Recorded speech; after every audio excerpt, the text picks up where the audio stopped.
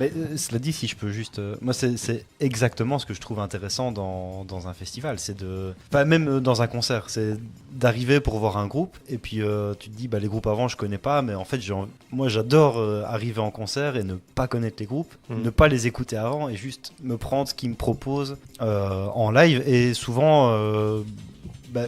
ça m'est arrivé souvent d'entendre des groupes sur CD avant et puis de prendre le live dans la gueule et de me dire en fait ouais ok là je comprends le truc et du coup d'apprécier autrement le disque après. Et ça m'est aussi arrivé vraiment souvent de absolument pas connaître un groupe en concert et d'avoir une surprise incroyable parce que t'as un truc qui se joue en live qui ne se joue pas autrement. Et pour moi, c'est la meilleure manière de découvrir un groupe, c'est d'arriver dans un concert où tu connais pas et tu te prends ça dans la gueule.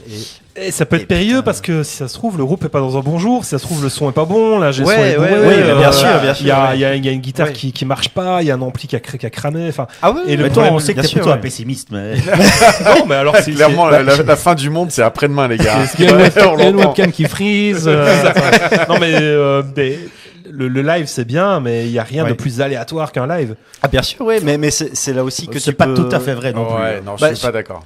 Disons que le studio, t'as quand même le plaisir, entre guillemets, de pouvoir te dire, ok, cette prise-là, elle est bof et donc je la mets de côté. Et en même temps, moi je trouve que ça a tendance à un peu pourrir la musique actuelle. Ce côté vraiment, on va sélectionner la meilleure prise, trop machin. Tu vois, surproduire. C'est un bon groupe live reste un bon groupe live. C'est une évidence que je viens de dire. Et de rien pour cette évidence. Ah oui, non.